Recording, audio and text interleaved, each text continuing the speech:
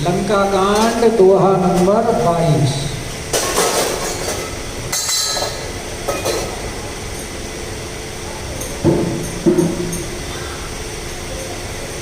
जनि जल पसी जड़ जंतु कपि सठ पिलो मम बाहु लोक पाल बल विपुल शशि प्रसन्न हेतु सवराहु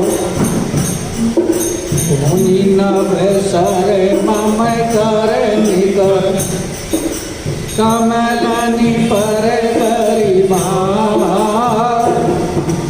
शोभ भयउ मराल इव शंभु सहित कैलास सियापति राम। जय जय राम मेरे प्रभु राम, जय जय राम करो कल्याण राजा। राम मंगल भवन मंगल हारी, राम जय सिया राम। राम प्रभु सो दशरथ बिहारी, राम जय सिया राम। राम तुम्हारे कटक माझ सोनु अंगद, राम जय सिया राम। राम भूषण हीरे कवन जोधा, राम जय सिया राम। ताव प्रभु नारी वीर बलहीना, राम जय सिया राम। रामायणों कासु दुख दुखी मदीना, राम राम तुम सुख जीवे कुल तुम दो, राम जय सिया रामायणों जय हमार धीर अति सो, राम जय सिया राम। जामवंत मंत्री अति बूढ़ा, राम जय सिया राम। राम सोई होई अव समरा रूढ़ा, राम जय सिया राम। शिल्पी करम जानई नल नीला, राम जय सिया राम। राम एक महाबलशीला, राम जय सिया राम। रामायणावा प्रथम नगर देहि जा, राम जय सिया राम। राम सुनत भजन हरि कुमारा, राम जय सिया राम। सत्य वचन गाओ निशिचर नाहा, राम जय सिया राम। राम साचे हीन पुरता, राम जय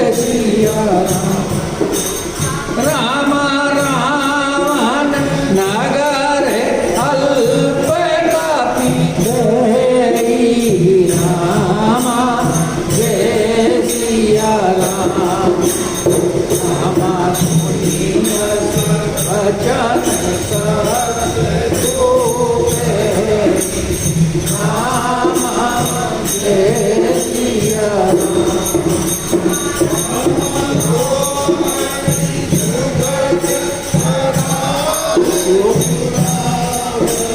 जो यति सुभट सराहे राम राम जय सिया राम राम सुग्रीव राम जय सिया राम चलाई बहुत सो वीर न होई राम जय सिया राम पठवा खबरिले हम सो राम जय सिया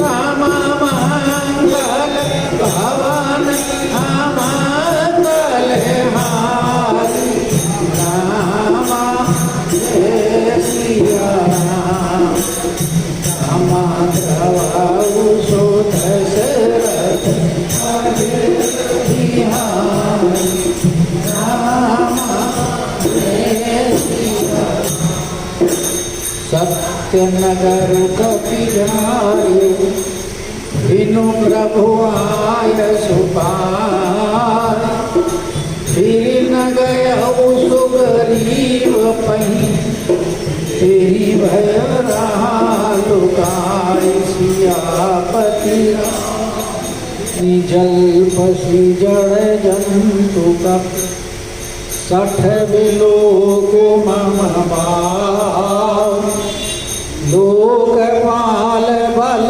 विपुल शशि ग्रसन हेतु सब राहु सियापति जय जय राम मेरे प्रभु राम जय राम करो कल्याण राजा।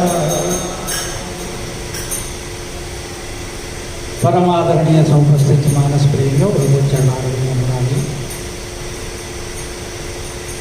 लंका कांड के अंतर्गत आप अंगद रावण संवाद श्रवण कर रहे हैं और बड़ी ही मनोरंजक चर्चा हो रही है दोनों में। रावण अंगद को लहाना दे रहा है और अंगद रावण को लहाना दे रहा है। रावण कहता है तू तो अपने कुल के अंदर कुल कलंक पैदा हो गया। कहा तो तेरा पिता बाली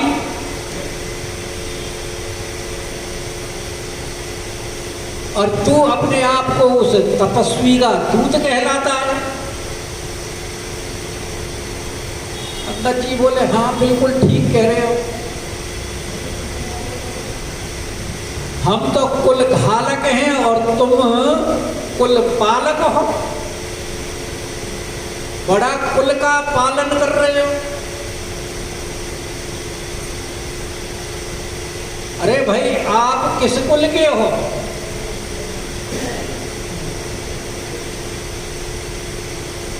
ऋषि पुलस्त्य कुल विमल मयंका, ऋषियों का कुल है तुम्हारा और तुम करते क्या हो? ऋषियों का ही भक्षण करते।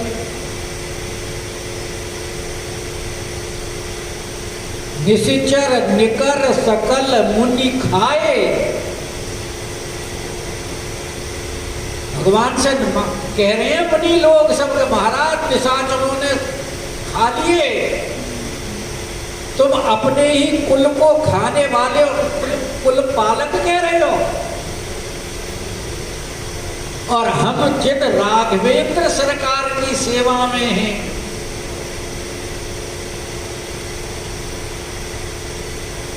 जिनको शंकर भी ब्रह्मा भी सारे देवता मुनि सब जिनकी वंदना करते हैं,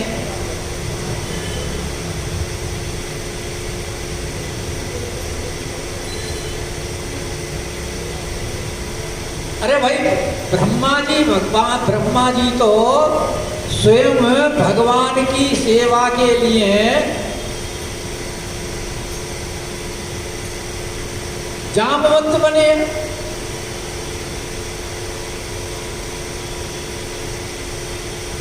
और शंकर भगवान हनुमान जी बने हैं।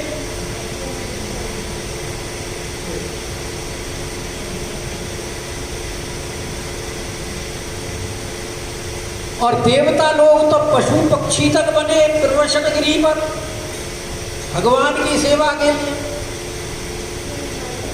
शंकर भगवान तो कहते हैं बार बार वर मांगू हर्षि देव श्री रंग पद सरोजन पायनी और भगति सदा सतसंग।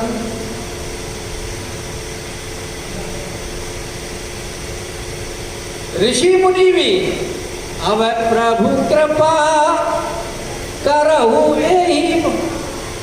ये तो सुग्रीव कह रहा है।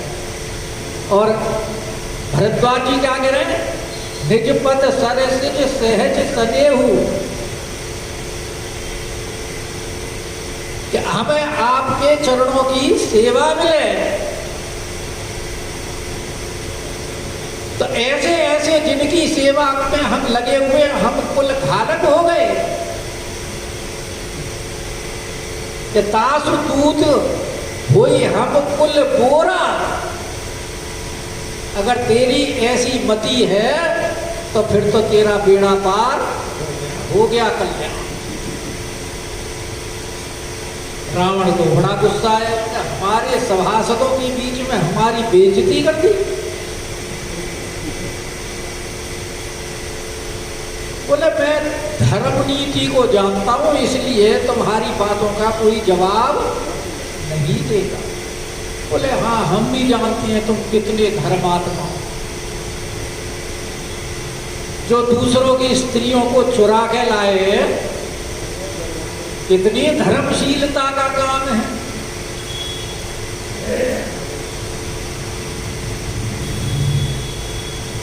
कि कहूं कह कपि धर्मशीलता तोरी, हमहु सुनी कृत परतीय चोरी।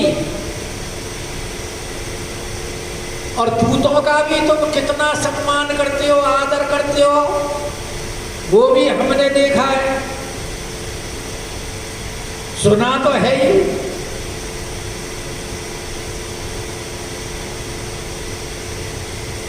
कि हनुमान जी का जो आपने आदर किया था, पहले तो इतने सारे राक्षस भेज करके उसे मरवाने का प्रोग्राम किया।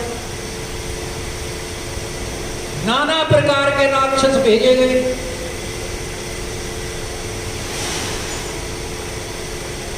सेना भेजी, सेनापति भेजे और सेना मंत्रियों के पुत्र भेजे, यहां तक कि अपना पुत्र भी भेजा। अंत में इंद्रजीत के हाथ पकड़वा के मंगाया और फिर भी उसको दंड क्या देने के लिए कहा? प्राण दंड दे दिया जाए। वो तो भीषण जी ने आकर के कह दिया कि नीत विरोध। तुम तो नीति के विरोध के ही काम कर रहे थे, लेकिन विभीषण जी ने मना कर दिया कि नीत विरोध मारिय दूता आन दंड कछु करिय गुसाई सबई का मंत्र बल भाई।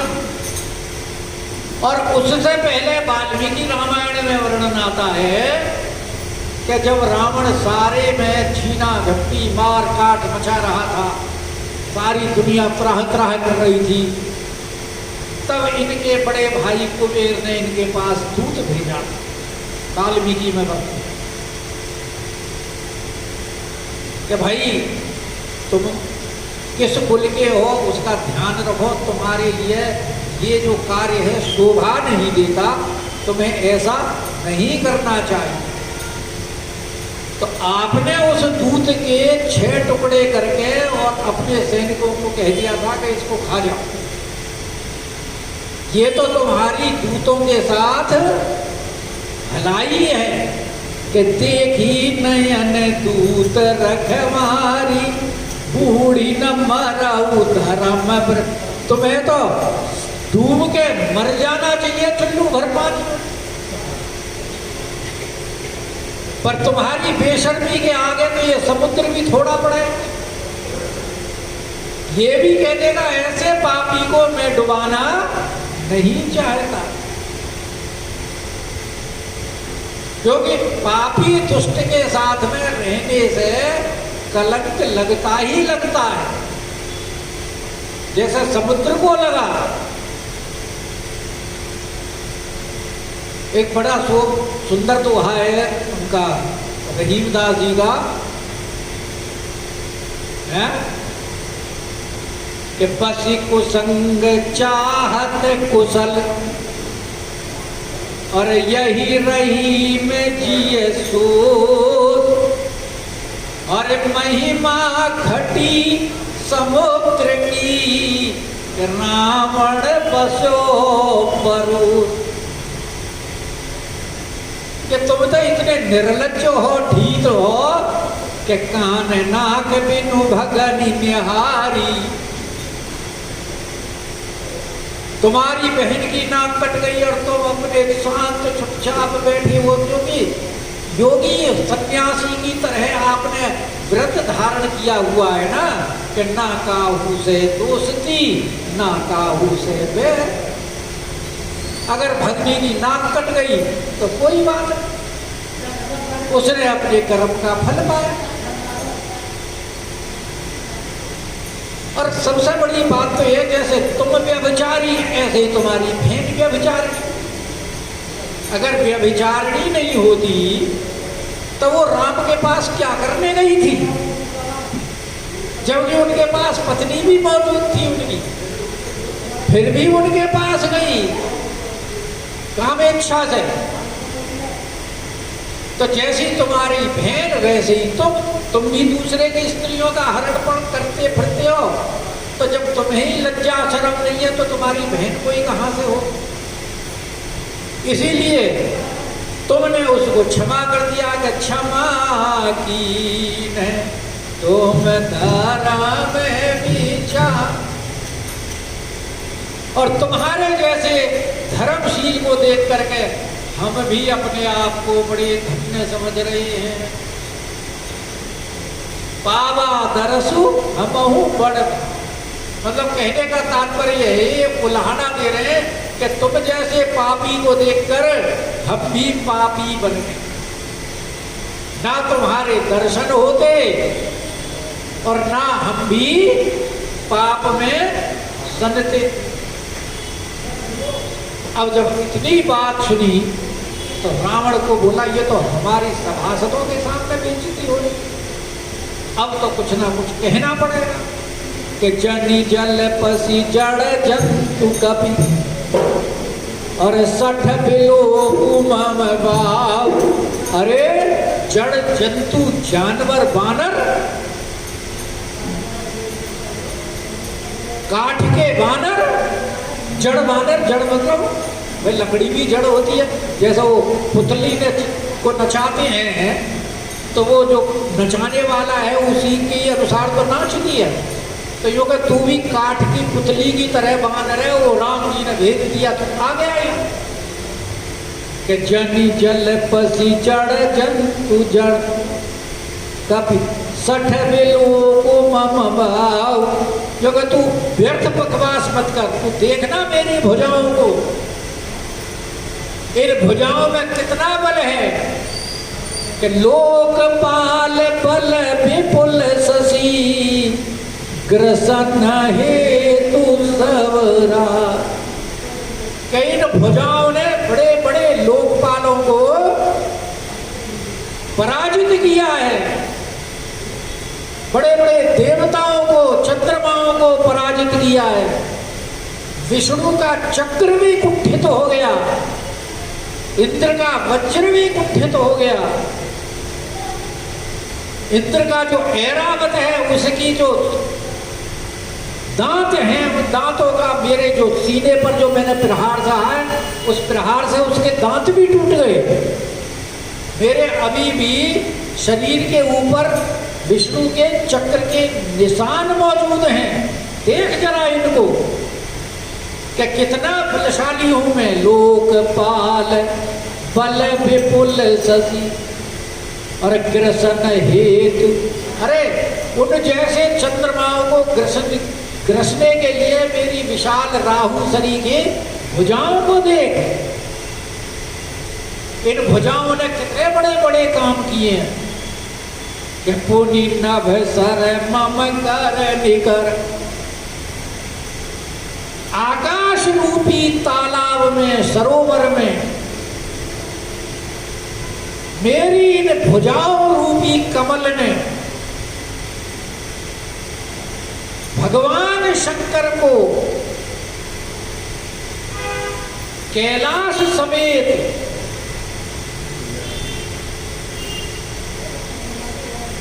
आकाश में जो धारण किया है कमल, यानी आकाश की उपमा कमल उसके साथ दी है, सरोवर के साथ अपनी भुजाओं की उपमा दी है कमल। जैसे कमल में पंखुड़ी होती है, ऐसे ही रावण के 20 भुजाएं हैं, तो उसकी भुजाएं कमल की पंखुड़ियां हैं। और भगवान शंकर और कैलाश को जो मैंने अपना उठाया है, तो जैसे कमल के अंदर हंस बैठा हुआ हो, ऐसे कैलाश और भगवान शंकर मेरी भुजाओं के मध्य में सुशोभित हुए हैं कि पुनि नभ सर मम कर निकर कमल निपर करिबास शोभत भयउ मराल एवो शंभु सहित कैला। तो यहाँ मराल हंस की उपमा इसलिए दी है क्योंकि कैलाश पर्वत भी सफेद और भगवान शंकर भी कर्पूर गौरम करुणावतार और हंस भी सफेद। तो इसलिए हंस की उपमा भगवान शंकर के रंग और कैलाश पर्वत के शुभ्र वर्ण को देख कर गए। कह रहे मेरे भुजाओं को तोलने वाला तुम्हारे दल में है ही कौन कि तुम्हारे कटक माझ सुनो अंगद। अरे अंगद, वो तुच्छ बंदर, तुम्हारे कटक में कौन है ऐसा वीर कि मोसन भिरई कवन जोधावर, जो मेरे साथ में आकर के युद्ध कर सके? है कोई योद्धा? अरे जिनके बल के ऊपर तू उछल रहा है, कूद रहा है, तब प्रभु नारी विरह बलहीन, वो तेरा जो स्वामी है, जिसको तू संसार का स्वामी कहता है, वो संसार का स्वामी नहीं है, वो तेरा प्रभु है, संसार का प्रभु नहीं है।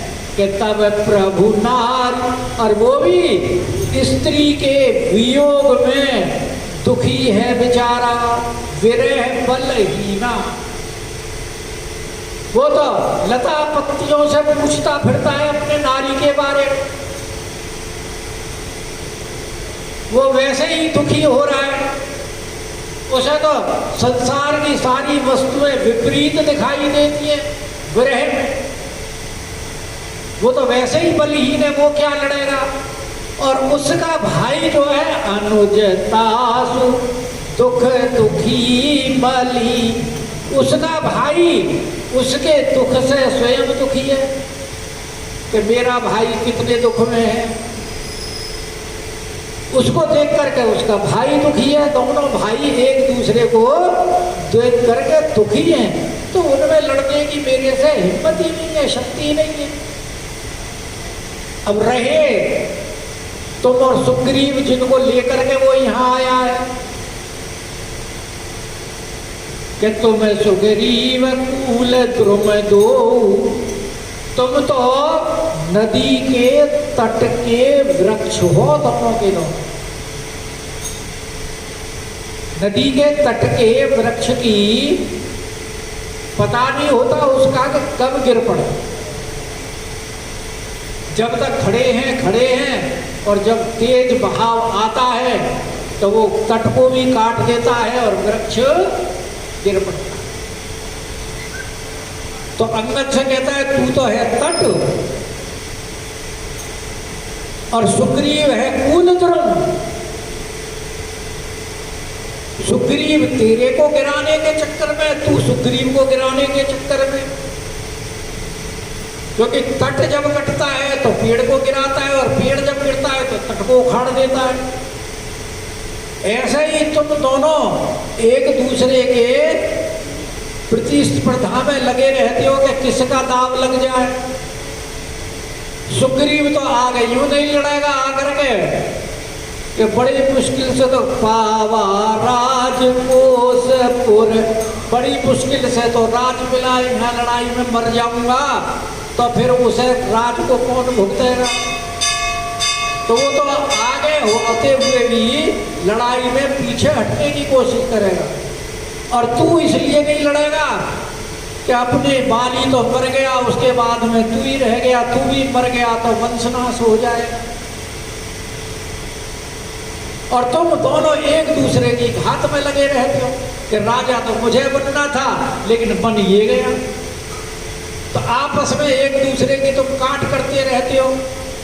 फिर मेरे पड़ोसी हो और पड़ोस में कभी बैर नहीं लेना चाहिए। तो इसलिए तुम दोनों तो कूल द्रोण, तुम्हारी शक्ति मेरे सामने कुछ नहीं। और अनुज हमारे भीरुवत, और जो हमारा भाई है विभीषण वो तो इतना डरपोक है कि जब उसे पता लगा कि समुद्र पार वानर आए हैं तो वानरों की खबर सुन के ही डर के भाग गया राम जी की तरफ। वो तो इतना डरपोक है। जो वानरों से डरता है वो हमारे से कैसे लड़ेगा।